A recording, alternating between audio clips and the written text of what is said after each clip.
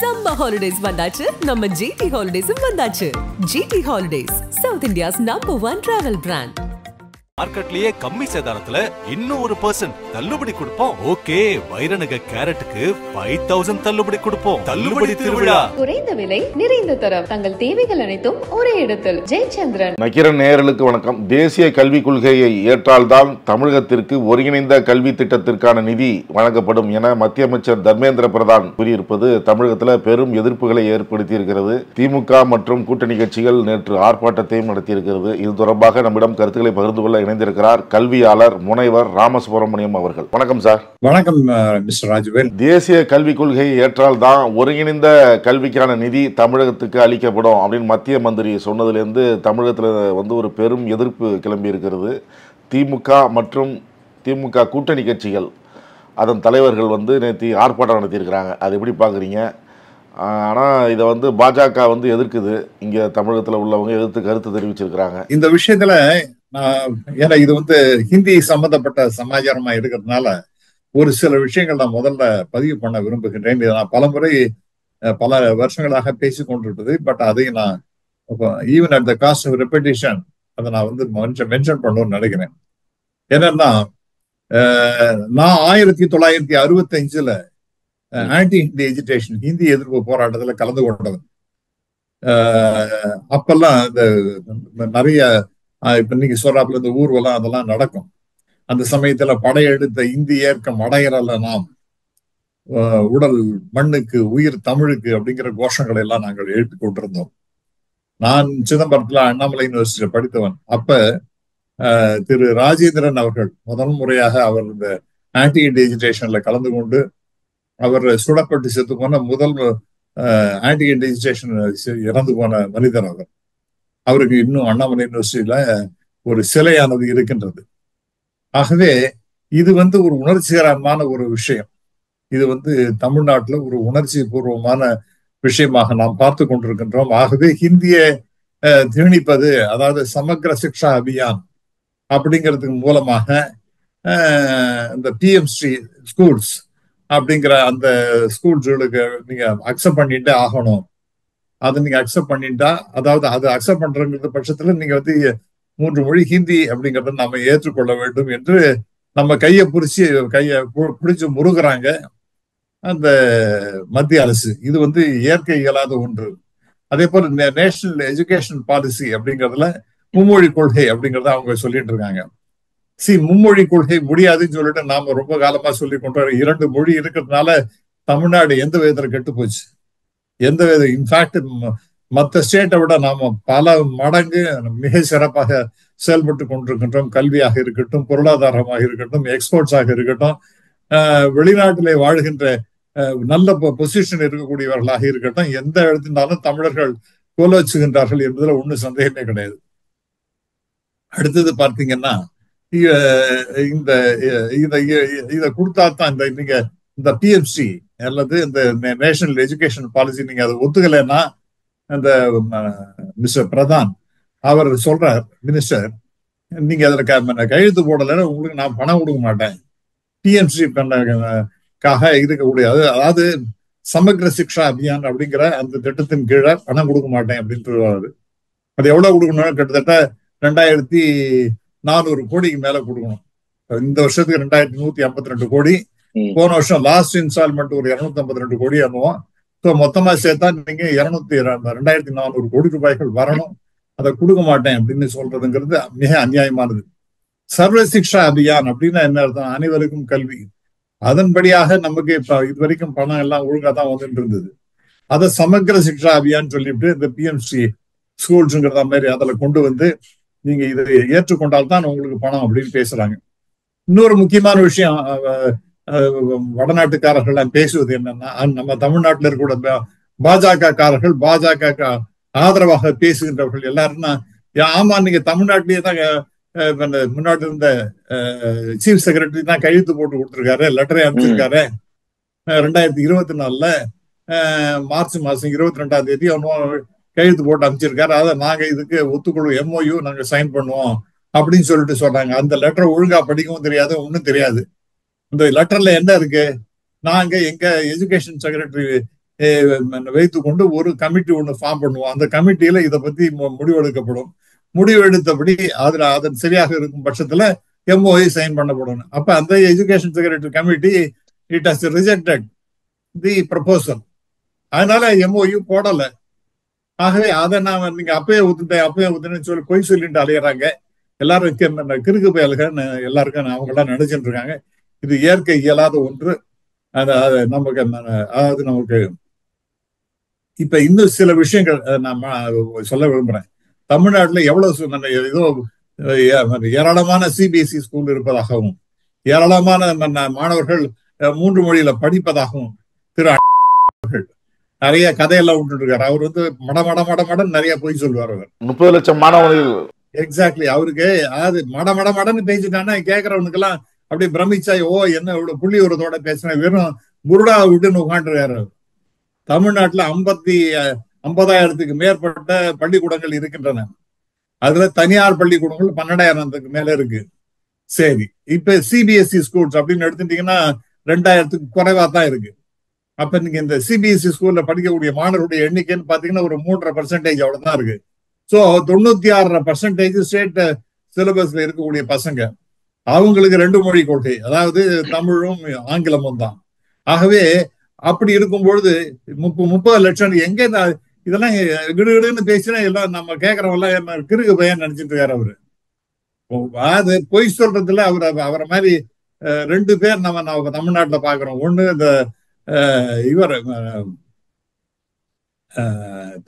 நாம் தமிழர் கட்சி தலைவர், அவர் நிறைய போய் இன்னைக்கு ஒண்ணு பேசுவார், நாளைக்கு ஒண்ணு பேசுவார். திரு சீமான் அவர்கள் பேசுறதுல பொய் சொல்றதுல அவரை விட்டா கெட்டியார் யாருக்கும் கிடையாதுன்னு நினைச்சா, அவருக்கு ஈக்குவலா இருக்கக்கூடிய இன்னொரு மனிதர் என்பவர் திரு அவர்கள். அவர் பாட்டு பொய் சொல்றார். இன்னொன்னு கேக்குறாரு சார், இந்த கேந்திரிய வித்யாலயால டீடைல்ஸ் வாங்கியிருக்காங்க, எப்படி இருக்கு டீச்சர்ஸ் அப்பாயின்மெண்ட் அப்படின்னு. ஹிந்திக்கு 100க்கு மேல இருக்காங்களாம், சம்ஸ்கிருதத்துக்கு 50 பேர் டீச்சர்ஸ்க்கு மேல இருக்காங்களாம், தமிழுக்கு ஒரு ஆள் கூட கிடையாது. இப்ப எங்களுக்கே சொல்றேன், நான் பேசி வந்துடுறேன், எனக்கு ஹிந்தி கேந்திரிய வித்யாலயம் என்ன சம்பந்தம்? தமிழ்நாட்டுக்கு கேந்திரிய வித்யாலயால அது அப்பாயின்ட் பண்றதெல்லாம் எங்களுக்கு என்ன ஏதாவது சம்பந்தமா? இவர் தான் மினிஸ்டர் மாதிரியும், இவரை நான் சொன்னேன்னா நாளை கிளம்புற அப்பாயின்ட் பண்ண, it's none of our business. Kendriya Vidyalaya out and out it is government of India, central government school. அது இருக்கா இல்லையா பார்க்க வேண்டிய கடமை உங்களுக்கு இருக்கு. அதை விட்டு நாங்க முட்டை சொன்னா நாங்க இன்னும் பெரிய ஒரு மகா மேதாவியாட்ட. இங்க இருக்கிற அமைச்சர் அந்த கேந்திரிய வித்யாலய தமிழ் ஆசிரியர் நியமனம் குறித்து கடிதம் எழுதினா என்ன, கடிதம் எழுதிட்டோம் நாங்க நடவடிக்கை எடுக்கிறோம். தமிழ்நாட்டு நமக்கு எஜுகேஷன் மினிஸ்டருக்கும் கேந்திரிய வித்யாலயம் என்ன சார் சம்பந்தம்? எனக்கும் கேந்திரிய வித்யாலயம் உங்களுக்கும் கேந்திரிய வித்யாலயம் என்ன சம்பந்தம்? அது சென்ட்ரல் கவர்மெண்ட் ஸ்கூல்ஸ். அதுல இருக்கா இல்லையான்னு பார்க்க வேண்டியது அந்த சென்ட்ரல் கவர்மெண்ட்டுடைய கடமை. அதுல ஏதாவது இவர் மத்திய அரசினுடைய ஒரு அந்த கட்சி பிஜேபியினுடைய கட்சியினுடைய மாநிலத்திலோட இருக்காருன்னா அதுல இல்ல இருக்குன்னு சொல்லிட்டு இவர் எழுதணும். இவருக்கு யாரு, இவர் என்ன பெரிய சூப்பர் பவரா?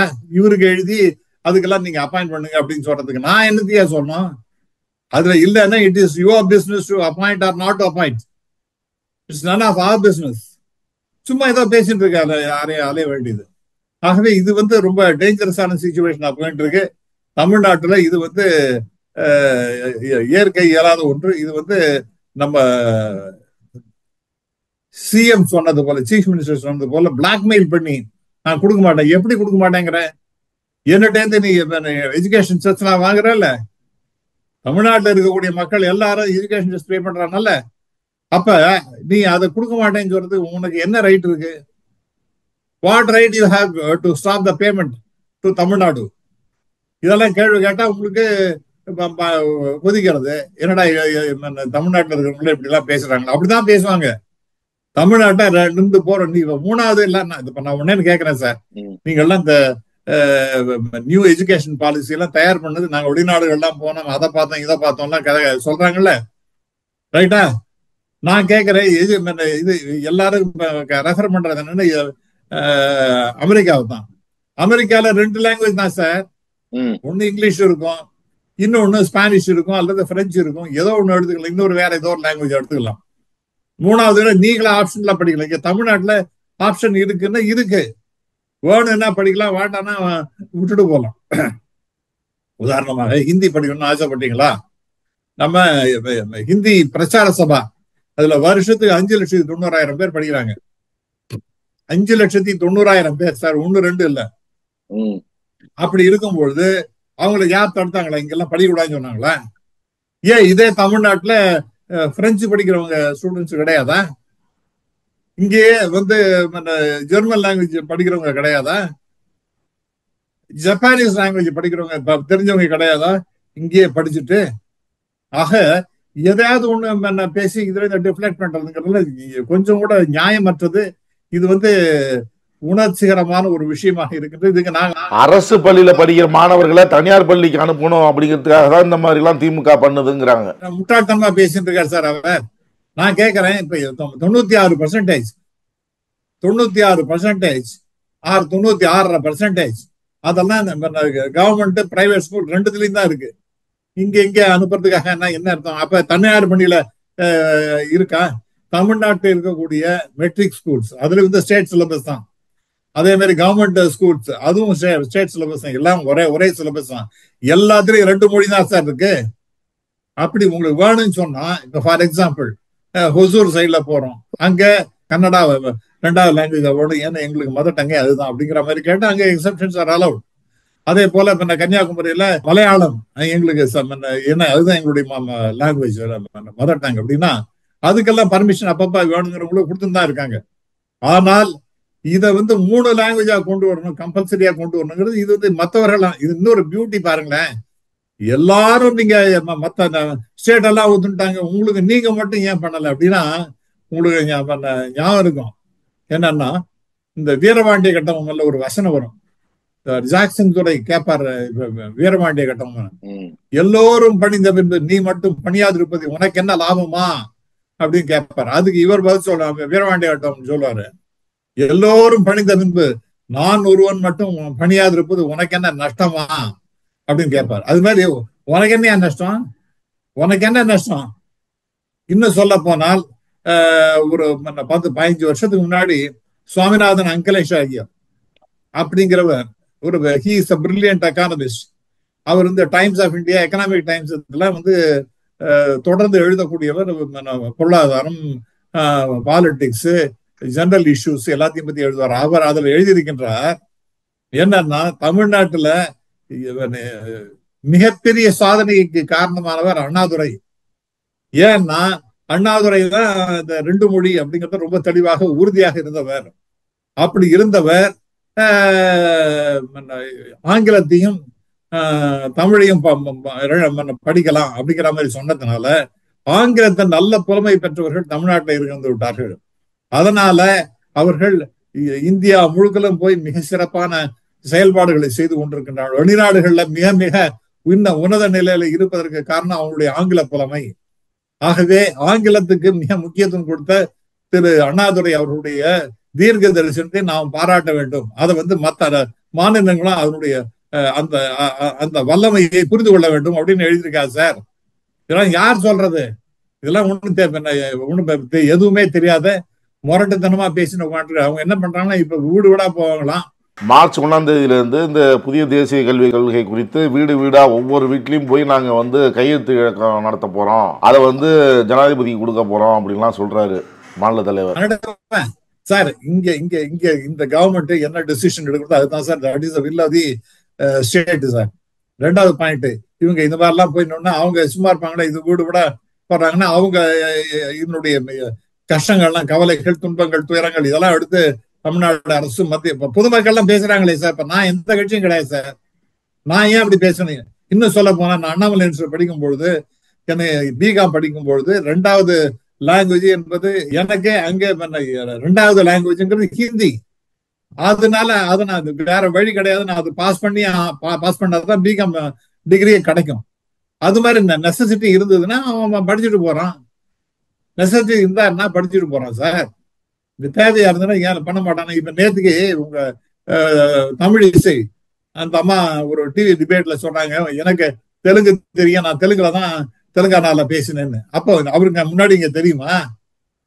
அங்க நெசசிட்டி, அங்க போனாங்க, கவர்னரா போனாங்க, எல்லாரோடையும் பழகணும் பேசணுங்கிறதுக்காக தெலுங்கு கத்துனாங்க, தெலுங்கு பேசுறாங்க. அது மாதிரி யாருக்கு இங்க வெளியில போனாங்கன்னா அங்க எந்த இடத்துக்கு தகுந்தாப்புல அந்தந்த இடத்துல தெரிஞ்சுக்க போறேன். இப்ப சீனாவுக்கு போனாலும் சீனா லாங்குவேஜ் தெரிஞ்சுட்டு போறது. அதே மாதிரி ஜெர்மனிக்கு போனா ஜெர்மன் லாங்குவேஜ் தெரிஞ்சுட்டு போறது.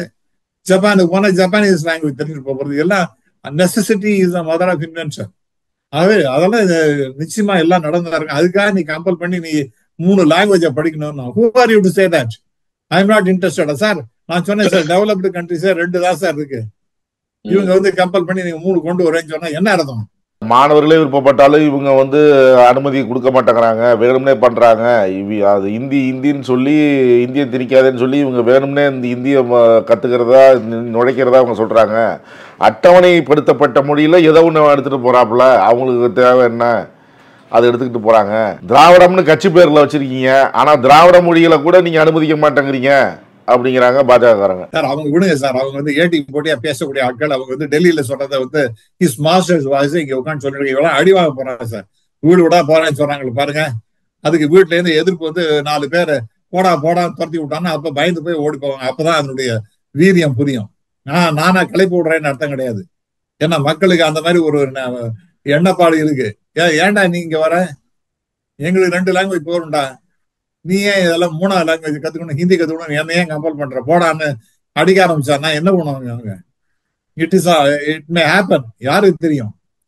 அப்புறம் கஸ்தூரி ரங்கன் அவர்லாம் நான் வெளிநாட்டுலாம் போனேன், அதை பார்த்தேன் இதை பார்த்தேன்னா அங்க இருக்கு சார். நான் சொல்றது என்னன்னா, அமெரிக்கால எழுதுனீங்கன்னா 2 லாங்குவேஜ் தான் படிக்கிறது. இதுல வேணும்னா உங்களுக்கு இங்கிலீஷை தவிர ஒரு பிரெஞ்சு எடுத்துக்கலாம், அல்லது ஸ்பானிஷ் எடுத்துக்கலாம், அல்லது வேற ஏதோ ஒரு லாங்குவேஜ் எடுத்துக்கலாம். அப்படி அந்த மாதிரி ஃபெசிலிட்டிஸ் எல்லாம் இருக்கு. ஆனா 3ஆவது படிக்கணும், நீ வெளியில போய் படி. அது யார் வேணான்னு சொல்றேன். இப்ப நான் சொன்னேன் பாருங்க, ஹிந்தி கத்துக்கிறதுக்காக ஹிந்தி பிரச்சார சபா, அதுல 5,90,000 பேர் படிக்கிறாங்க. யாரா தடுத்தாங்களா? அவங்களுக்கு போகாதேன்னு சொன்னாங்களா? அல்லது ஹிந்தி பிரச்சார சபா மூடுன்னு சொன்னாங்களா? என்னது இது? நீ எதுக்கு? இன்ஃபேக்ட் சார் உங்களுக்கு நான் சொல்றேன், ஐசிஎஸ்சிங்கிற ஒரு சிலபஸ் இருக்கு சார். இந்த சிபிஎஸ்சி மாதிரி ஐசிஎஸ்சின்னு ஒரு சிலபஸ். அதுல 3 லாங்குவேஜ் கொண்டு வரேன்னு சொல்லிட்டு நான் 3 வருஷம் 4 வருஷத்துக்கு முன்னாடி வந்த உடனே பேரண்ட்ஸ் எல்லாம் ரொம்ப கண்ணாபின்னா சதம் போட ஆரம்பிச்சாங்க. எனக்கு நான் லாங்குவேஜா படிப்பேன்னா நான் பாடத்துல ஆழ்ந்து படிக்கணுமா? எனக்கு இருக்கக்கூடிய பாடங்கள் மெயின் சப்ஜெக்ட்ஸ் இருக்கேன், அதுல நான் ஆழ்ந்து படிக்கணுமா அல்ல லாங்குவேஜா படிக்கணுமா? எனக்கு அதெல்லாம் வேண்டாம்னு சொல்லிட்டு அதுக்கப்புறம் ஐசிஎஸ்சி அந்த 3ஆவது லாங்குவேஜ்ங்கிறத வித்ட்ரா பண்ணாங்க. சோ இதெல்லாம் எது யதார்த்தமோ, எது மாணவர்களுக்கு நன்மை, லாங்குவேஜ் படிக்க வேணாம்னு சொல்லல. அதனால இது பெரிய மகா மேதாவித்தனம் வந்துருங்கிறதுல யாரும் கிடையாது. இன்னைக்கு உதாரணமா சொல்றேன், என்னுடைய பேர குழந்தைகள சில பேர் ஹிந்தி எல்லாம் படிச்சிருக்காங்க, ஆனா அவங்களுக்கு பேச தெரியாது. ஆனா பேச தெரியாத இருந்த இன்னொரு பேர குழந்தை குஜராத்துக்கு போன போது அங்க பிரமாதமா அங்க ஹிந்தியும் கத்துண்டாச்சு, பிரமாதமா பேசுற, அதே மாதிரி குஜராத்தி லாங்குவேஜும் பேசுற. அது அவுட் ஆஃப் நெசசிட்டி. அதனால அதெல்லாம் இல்ல. இப்ப நீங்க சொல்றீங்கல்ல, இதுதான் பாஜக மாநில தலைவர் சொல்றாரு, 2 மொழி தான் வேணும், ஹிந்தி வேணான்னு சொல்ற வீட்டுல இருக்கிறவங்க பூரா ஹிந்தி படிக்கிறாங்க அப்படின்னு சொல்றாரு. அவுட் ஆஃப் நெசசிட்டின்னு நான் சொன்னேன். ஏன்னா அங்க போய் எல்லாரும் போய் இங்க படி நான் சொன்னாங்க. அங்க போனாங்க, இங்க தேவை இருந்தது. இப்ப நான் சொன்னேன், இப்ப டாக்டர் தமிழிசை அவங்களுக்கு இங்க இருக்கும்போது தெலுங்கு தெரியுமா? அவங்களுக்கு தெலுங்கு தெரியுமா சார்? அங்க தெலுங்கு போனாங்க, தெலுங்குல பேச ஆரம்பிச்சாங்க, கத்துட்டாங்க. அது மாதிரி நெசசிட்டி வரும். அதனால அந்த நேரத்துல அவங்களுக்கு எப்படி இருக்கோ அதுதான் நடந்து போறாங்க. அதுதான் நான் சொல்றேன். இப்ப அவங்களுக்கு அங்க குஜராத்ல இருக்கும்பொழுது குஜராத்தி லாங்குவேஜ் தெரியணும்னு நினைக்கிறாங்க, ஹிந்தி தெரியணும்னு நினைக்கிறாங்க, அது கத்துக்கிறாங்க. ஆளுநர் ஆர்.என். ரவி சொல்றாரு, ஆங்கிலேயர் காலத்துல ஆங்கிலத்தை நுழைக்க பார்த்தாங்க, அது முடியல, அதையும் மீறி தமிழ் வலிமையா இருந்துருச்சு, அது தன்னுடைய வலிமையை காட்டிடுச்சு தமிழ். ஆனா இங்க இப்ப தமிழர்களுக்கு தமிழ்னு சொல்றாங்க, ஆனா தமிழர்களுக்கும் தமிழ் மொழிக்கும் இலக்கியத்துக்கும் இவங்க எதுவுமே செய்யல, சும்மா வாயால தமிழ்னு சொல்லிட்டு இருக்கிறாங்க அப்படிங்கிறார். Sir, with the due respect அவர் ஆனரபிள் கவர்னர், அவர் பேசுறது முழுக்க தமிழ்நாட்டுக்கு விஷத்தை கேட்கிற ஒரு ஆள் சார். அவர் தமிழ்நாட்டுக்கு எதிராக விஷத்தை கேட்கக்கூடியவர். தமிழ்நாடு ஒரு நல்ல ஒரு மகிழ்ச்சியாக இருக்கக்கூடிய ஸ்டேட்டா இருக்கணும்னு அவர் நினைக்கவே இல்லை. அதனால இல்ல அவர் என்ன சொல்றாரு, பாரதியாருக்கு என்ன இவங்க கௌரவம் கொடுத்தாங்க, கம்பர் பத்தி பேசுறீங்க, வால்மீகியை பத்தி எல்லாம் பேசுறாங்க எல்லாரும், ஆனா அவங்களுக்கு எல்லாம் என்ன, இவங்களுக்கு எல்லாம் என்ன கொடுத்தாங்க, மரியாதை கொடுத்தாங்க? என்ன என்ன என்ன ஐ டோன்ட் நோ. கம்பர் விழான்னு எல்லா இடத்தையும் நடத்திட்டு இருக்காங்க, பாரதி விழான்னு நடத்திட்டு இருக்காங்க, பாரதி பல்கலைக்கழகம்னு இருக்கு, பாரதியார் பல்கலைக்கழகம் இருக்கு. எவ்வளவு இலக்கியத்துக்கு பரிசுகள் கொடுத்துட்டு இருக்காங்கன்னு அவருக்கு தெரியுமா? தமிழ் இலக்கிய பரிசு அப்படின்னு சொல்லிட்டு ஒன்னொன்னு அடுத்துன்னு ஒரு 30 ஐ திங்க் பேர்ல பல்வேறு பரிசுகள் தமிழ் இலக்கியங்களுக்கு பரிசு எல்லாம் கொடுத்துட்டு இருக்காங்க. ஆங்காங்கே இப்ப இந்த டிஸ்கஷன் நடந்துட்டு இருக்கு, டிபேட்ஸ் நடந்துட்டு இருக்கு, சிம்போசியம் நடந்துட்டு இருக்கு, கலந்துரையாடல் நடந்துட்டு இருக்கு, பட்டிமன்றங்கள் நடந்துட்டு இருக்கு. இன்னும் இதெல்லாம் இல்லைன்னு இவங்க என்ன சொல்ல, நான் என்ன கேட்கறேன், இவருக்கு என்ன சார் பெரிய அறிவு இருக்கு? தமிழ்நாட்டுல என்ன நடக்குது என்ன நடக்கலன்னு சொல்லிட்டு தெரியாது, இவருக்கு பெரிய பாண்டித்யம் இருக்கா சார் தமிழ்ல? இவர் இந்த மாதிரி வாயில பேசுறா, தமிழ்நாட்டை இங்க உட்காந்து ஏதாவது தமிழ்நாட்டுக்கு எகன்ஸ்டாவே பேசிக்கொண்டு இருப்பது, அரசுக்கு எகன்ஸ்டாவே பேசிக்கொண்டு இதே தான் ஒன் சிங்கிள் பாயிண்ட் அஜெண்டாவோட வச்சுட்டு அவரை வேலை செய்வது என்பதுன்னா, நான் பணியோட கேட்டுக்கிட்டேன், உங்களுக்கு இந்த மாதிரி பேசுறதுக்கு நீங்க இங்க இருக்கிறது தேவையே இல்லை, நீங்க உங்க ஊருக்கு போறதே நல்லதுன்னு நான் சொல்லுவேன்.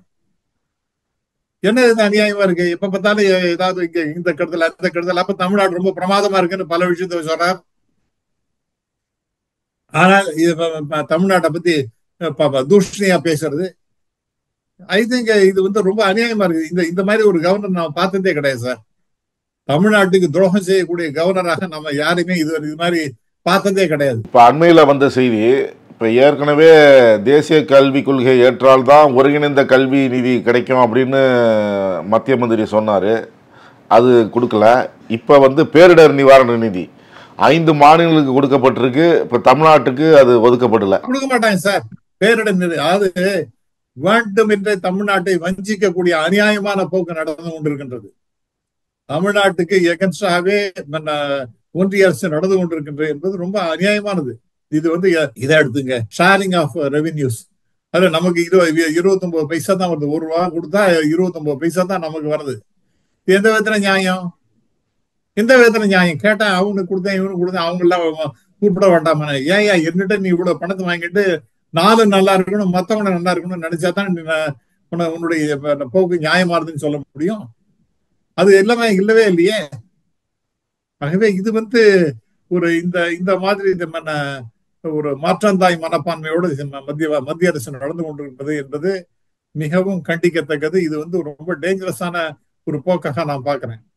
இது நல்லதாவே எனக்கு படல சார். கருத்துக்களை பகிர்ந்து கொண்டதுக்கு நன்றி சார். மிக்க நன்றி சார். தேங்க்யூ. நக்கீரன் டிவிக்கு சப்ஸ்கிரைப் செய்யுங்கள். உங்கள் ஆதரவே எங்கள் பலம். ஆசிரியர்களுக்கு நண்பனாகவும் மாணவர்களுக்கு ஆசானாகவும் திகழும் தேர்வு வழிகாட்டி. ஒவ்வொரு பாடத்திற்கும் அனுபவமிக்க ஆசிரியர்களின் துல்லியமான தெளிவான விடைகள். CNC இருக்கு, தேர்வு பயம் எதற்கு? இது தீரன் பப்ளிஷிங் ஹவுஸ் விற்பனை வெளியீடு.